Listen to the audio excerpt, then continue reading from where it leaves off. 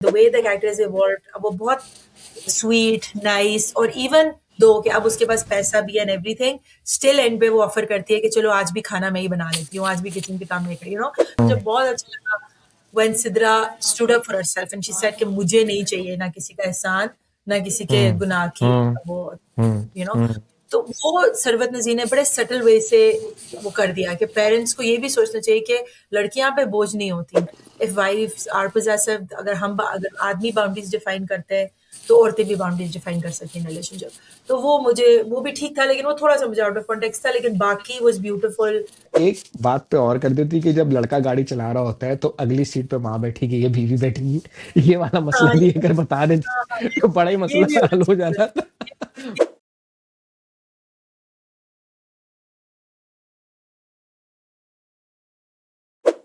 अस्सलाम वालेकुम एवरीवन, आप देख रहे हैं ड्रामा पाकिस्तानी और ड्रामा कहानी, और हमें सुन रहे हैं स्पॉटिफाई पे। मैं हूं फराज, मेरे साथ हैं आज खिलाफत तवक्को हुमैरा। सबसे पहले तो हुमैरा, अल्लाह ताला ने आपको शिफा दी, इसका बहुत बहुत अल्लाह का शुक्र है।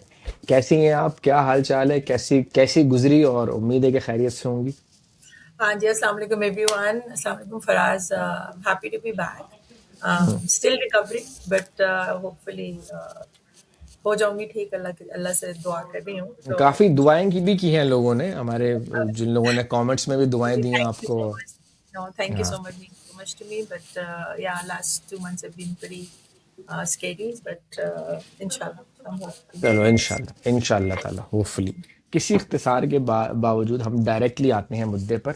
आज हम बात करेंगे तीन ड्रामों पर। एक है जमा तकसीम जो ख़त्म हुआ, एक है कफील जो शुरू हुआ, और एक और है नीली कोठी जो ज़रा 2 हफ्ते पहले शुरू हुआ। तो पहले किस पे बात करना चाहेंगी आप हमारा? आई थिंक जमा तकसीम से शुरू कर लेते हैं क्योंकि अभी कर लेते हैं इंस्टाग्राम। शुरू।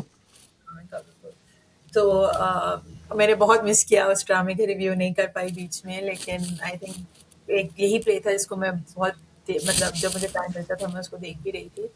बहुत प्यारा उसका जो आखिरी किस्त थी, बहुत खूबसूरत किस्त थी।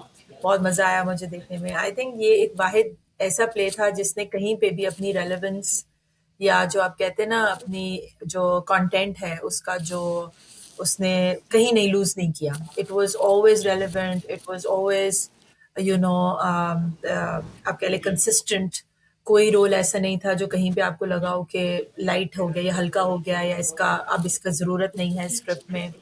और कोई चीज़ ऐसी नहीं लगी मुझे जो आउटडेटेड थी। थ्रू आउट जो प्ले था रिफ्लेक्शन है हमारी सोसाइटी की, ख़ास तौर पे जैसे हमने पहले जब शुरू किया था जॉइंट फैमिली सिस्टम में रहने के, और उसके और उन्होंने उसको ना बहुत पॉजिटिव दिखाया ना उन्होंने नेगेटिव दिखाया। उन्होंने बहुत रियलिस्टिकली जॉइंट फैमिली के अच्छी चीज़ें और नेगेटिव चीज़ें दिखाई। हम्म और साथ साथ साथ उन्होंने हम लोगों को जो आखिरी किस्सा है मेरा ख्याल है, और जिसमें जो लीड कैरेक्टर थे जो जावेद शेख ने जो किया था, उनकी जो बातें थी डाइनिंग टेबल पे अपने बच्चों के साथ, खासतौर पे जब वो कहते हैं कि अगर हमें जहाँ पे हम सारी ज़िंदगी जमा करते रहते हैं लेकिन हमें तकसीम भी करना आना चाहिए। और आई थिंक ये बहुत इंपॉर्टेंट लेसन था इस ड्रामे का कि चाहे आपके पास पैसा बहुत है, चाहे आपके पास मोहब्बत, whatever you have, you have to start, you need to learn to divide it। और तो मुझे बहुत अच्छा लगा। पहले आप बताएं फिर हम इस पे आगे बात करते हैं। अम, मैं मेरी कोशिश रहेगी आज की, क्योंकि आप बड़े दिनों के बाद आई हैं, तो मैं आपकी अच्छा। राय ज़्यादा लूँ। मैं और महाविश तो काफ़ी विशेष टिप्पणियाँ अपनी देते रहे हैं पिछले गुज़श्ता हफ्तों में। तो अगर हम इसको डिवाइड कर लेते हैं राइटिंग, एक्टिंग और डायरेक्शन के हिसाब से। अगर मैं राइटिंग पर बात करना चाहूँ तो सरवत नज़ीर साहबा के इससे पहले मैंने ड्रामे देखे हैं, लेकिन हमेशा ये होता था कि वो ड्रामे बीच में कहीं ना कहीं ऑफ ट्रैक चले जाते हाँ। थे। जमा तकसीम मेरे ख्याल से सरवत नज़ीर का अब तक का बेहतरीन काम रहा है। अगर कोई राइटर जो होता है वो ये उसका एक सिग्नेचर प्रोडक्ट होता है या उसका पिनिकल होता है कि हाँ भाई ये इसके क्रेडिट पर है, तो मेरे ख्याल से जमा तकसीम वो एक ऐसा ड्रामा है जो कि सरवत नज़ीर साहबा के क्रेडिट पे रहेगा। और आई एम प्रिटी श्योर कि इसके बाद इस तरह की और स्क्रिप्ट्स भी आएंगी, आती रहती हैं। जब मैंने जमा तकसीम स्टार्ट किया था तो मैंने इस तरह से शुरू किया था कि आई वाज लाइक कि यार क्या वही पुरानी स्टोरी, ज़बान ज़र्द आम हर वक्त यही होता रहता है, जैसे भी वो बाबर अली साहब का चल रहा है मेरी बहू बहन, या इस तरह के ड्रामे बहुत आते हैं। लेकिन इस ड्रामे का हुस्न ये था कि इसकी कहानी जो राइटिंग है वो बहुत ऑनेस्ट टू द पॉइंट, और अनप्रॉब्लम और अन जिसे कहते हैं ना कि अनटैंगल्ड थी। जिसने जो किया उसके पीछे एक मोटिव रहा। पिछले हफ्ते थोड़ा सा ड्रैग्ड हुआ था, बट इस हफ्ते की दो एक साथ ने सारी गुनाह माफ करवा लिए। और क्या क्या प्यारी एपिसोड्स रही, क्या मेरे खूबसूरत रही ये मेरा भी एपिसोड्स। ये ख्याल है कि आप बिल्कुल सही कह रहे हैं कि सरवत नज़ीर का ये वैसा प्ले है जिसने बिल्कुल भी, जैसे मैं जिसने भी रेलेवेंस खोई नहीं through out the through out the जितनी भी ड्यूरेशन वो रहा है ऑन हम्म। एयर। लेकिन मैसेज था, बहुत मैसेजेस थे इसमें। It was as I said, आप जैसे अब कह रहे हो कि हमारे ड्रामे होते ही ज़्यादा सास-बहू और इसी तरह के उस पे, लेकिन मैसेजेस नहीं होते हैं। इसमें मैसेज था, लोगों को सोचने में मजबूर किया गया, ख़ास तौर पे अगर हमारी ख़वातीन जो कि आई थिंक मैसिव ऑडियंस है, जो हमारे ड्रामा देखती है, उनके लिए बहुत इसमें हर कैरेक्टर ने और हर तरह, और जो कैरेक्टर्स थे ये बड़े रियलिस्टिक हैं। जैसे मैंने पहले कहा था कि हर घर में उस तरह के कैरेक्टर होते हैं। जो जो मुझे सबसे अच्छा लगा, जो दूसरे भाई का, जो सेकंड भाई थे मजीद, एक तो हम्म। उनकी एक्टिंग, जो उन्होंने मजीद का जो कैरेक्टर किया है बहुत अच्छा था, बहुत अच्छा कैरेक्टर था उन्होंने बिल्कुल। और एक थिंक वाहिद एक बैलेंस्ड कैरेक्टर था। इस प्ले में बहुत ज्यादा बैलेंस कैरेक्टर्स आपको नजर नहीं आए, लेकिन मजीद वॉज दी ओनली कैरेक्टर जो वॉज वेरी लेवल हेडेड, जो जब उसके हालात खराब थे तब भी वो बहुत humble, down to earth, very respectful towards elder, very affectionate towards his daughter, his wife. आपने उसको भी ऑफ ट्रैक नहीं जाके देखा। और हम्म। जब उनके हालात बदले, क्योंकि उनकी नीयत अच्छी थी, उन्होंने हार्ड वर्क हम्म। करते, वो हार्ड वर्क करते थे। बाद में उन्होंने अकेले रह के किया, तो उन्होंने दिखाया कि अल्लाह फिर किस तरह आपके उसका वो देता है। He actually built his own business very successfully. मुझे वो एंडिंग इतनी प्यारी लगी, और खासतौर पे वो मोमेंट जब मजीद अपने फादर के लिए और मदर के लिए गिफ्ट लाते हैं और कहते हैं कि हम्म। पहले हमारा खोलें, तो कहते थे जल्दी क्या है, द वे ही सेड कि क्योंकि इससे पहले हमने दिया नहीं। That hmm. Feeling, that sense of pride, that मैं कुछ करने के काबिल हूँ जो हम्म। उनमें पहले नहीं था। लेकिन प्यारी बात ये है कि डिस्पाइट ऑल ऑफ दैट, कि अब उनके हालात टोटल बदल चुके हैं, लेकिन उनके अंदर जो ह्यूमिलिटी थी या जो डाउन टू अर्थ, वो अभी भी वैसे ही, वो अभी भी अपने बाप को कहते हैं कि हम्म। मैं जेन्युइनली आपके साथ रहना चाहता हूँ। अब वो हम्म। मुझे बहुत प्यारा लगा। और इवन उसकी वाइफ का, रास्ता का, बड़ा प्यारा अगेन कैरेक्टर इवॉल्व हुआ है। तो सारे कैरेक्टर्स जो थे इस प्ले में, I would say round characters थे, फ्लैट कोई नहीं था। Every hmm. Character every character learned something and they became different, which was the beauty of this play. तो जो राशिदा का कैरेक्टर था शुरू में, जितनी थोड़ी सी वो काम वो सारे करती थी, लेकिन जितनी उनमें बिटरनेस थी, because she was overworked, burn out हुआ था उनका। उसके बाद आपने उनकी इवॉल्व देखी, बेशक वो अब अकेले रहते हुए डर रही हैं, लेकिन the way the character is evolve, अब वो बहुत स्वीट, नाइस, और इवन दो कि अब उसके पास पैसा भी एंड एवरीथिंग, स्टिल एंड पे वो ऑफर करती है कि चलो आज भी खाना मैं ही बना लेती हूँ, आज भी किचन के काम नहीं करी, so that was I loved it कि हम्म। आपके हम्म। माली हालात should not affect your relationship with your family, or the way how you behave with your elders or your siblings. अगर आप इसे कंपेयर करें निगत के साथ, जब निगत के हालात बदले थे या बदल रहे थे, तो उसने आंखें आसमान पे चढ़ा ली थी, उसने अपने सास हम्म। ससुर के साथ चीजें करी, and then she left the house. और हमीद भी बहुत थोड़ा हो गया था। लेकिन जो मजीद और उसकी फैमिली का पूरा जो स्टोरी लाइन थी या प्लॉट था, मुझे बहुत पसंद आया। फिर इसना सिद्रा का कैरेक्टर जैसे लर्न करता है और स्ट्रांग होता है एंड पे। और मुझे जो शर्मी की बहुत अच्छी बात लगी ना, कि एक तो जब इन्होंने ये चाइल्ड हरासमेंट दिखाया या जो सेक्सुअल हरासमेंट दिखाया है अपने घरों में जो होता है, और ये बहुत कॉमन है, हम इससे आंखें नहीं बंद कर सकते, ये होता है। लेकिन उसके बाद जिस तरह कभी कोई एक आ रहा है कि हम इससे शादी कर लेते हैं, यू नो इवन उसकी माँ चाह रही है कि इसका बेटर फ्यूचर के जो पहला लड़का है उसको दे दो, राइट। फिर जीशान है, फिर जैसे, और फिर इवन द वे फैसल एक बड़ा लेवल हेडेड, बड़ा अच्छा लड़का दिखाया, लेकिन इवन जब वो भी कहता है कि मुझे से हमदर्दी है, जब तक वो कहता है हम्म। करे तो I was fine, but as soon as he said कि मुझे हमदर्दी है, I didn't like that, right. कि तुम हाँ। क्यों you not right in the shining armour. और फिर हम वो डैम्सल इन डिस्ट्रेस वाला कॉन्सेप्ट दिखा रहे हैं, मुझे हम्म। बहुत अच्छा लगा when Sidra stood up for herself and she said कि मुझे नहीं चाहिए ना किसी का एहसान, ना किसी के हम्म। गुनाह की हम्म। वो हम्म। यू नो हम्म। तो वो सरवत नज़ीर ने बड़े सटल वे से वो कर दिया कि पेरेंट्स को ये भी सोचना चाहिए कि लड़कियां पे बोझ नहीं होती, चाहे लड़कियां वैसे हों, हम्म। चाहे लड़कियों के साथ हम्म। तुम्हारा का हादसा हो जाए, you can come out of that, you can come out hmm. Of any adversity अगर आप उनको सपोर्ट करें, स्पेशली गर्ल्स।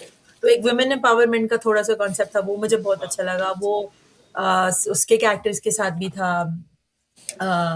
मारवा के कैरेक्टर जो था उसके साथ भी था कि वो जॉब करना चाह रही है, और वो मतलब इतना ब्यूटीफुल था मारवा की फैमिली और इनकी फैमिली के इंटरेक्शंस आपस में, जब वो साथ में रह रहे थे, एंड द रिलीजन एस्पेक्ट भी जो था, मतलब बहुत ब्यूटीफुली, मतलब मुझे ड्रामा बहुत लेवल बहुत अच्छा लगा। थोड़ा सा जो मुझे आउट ऑफ जो कॉन्टेक्स्ट चीज लग रही थी, वो कैस का जो दिखाने की कोशिश कर रहे थे कि उसका जिसको गलत फहमी हो जाती है कि कैस का अफेयर हम्म है हम्म उसके साथ, आउट ऑफ कॉन्टेक्स्ट आप नहीं भी हाँ, दिखाते तो जरूरत नहीं जरूर। थी उसकी। लेकिन I think maybe they wanted to, they wanted to again एक लेसन देना चाह रहे थे कि एक तो हर लड़का लड़की का रिलेशनशिप खाली ये नहीं होता, they can be colleagues, they can be friends. और दूसरा I think for men also that if wives are possessive, अगर आदमी बाउंड्रीज डिफाइन करते हैं तो औरतें भी बाउंड्रीज डिफाइन कर सकती हैं रिलेशनशिप।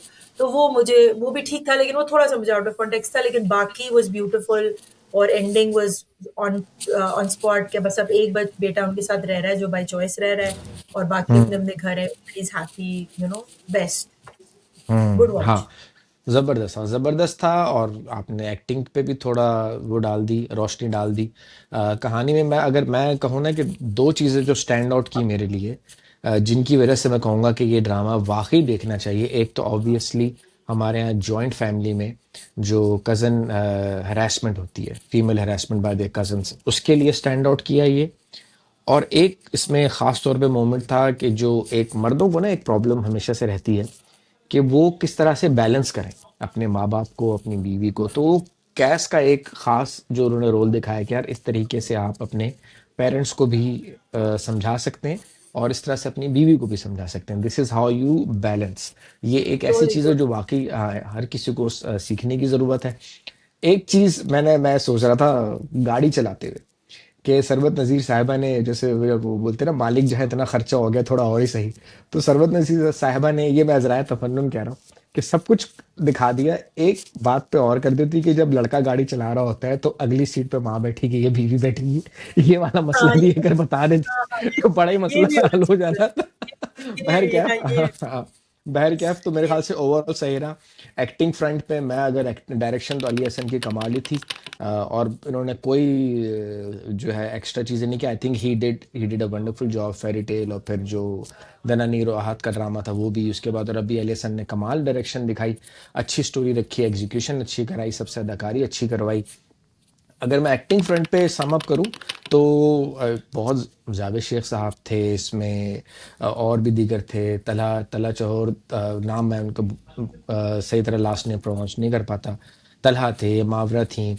लेकिन जिन्होंने स्टैंड आउट किया ना, जो बाजी ले गए, वो एक राशिदा और मजीद।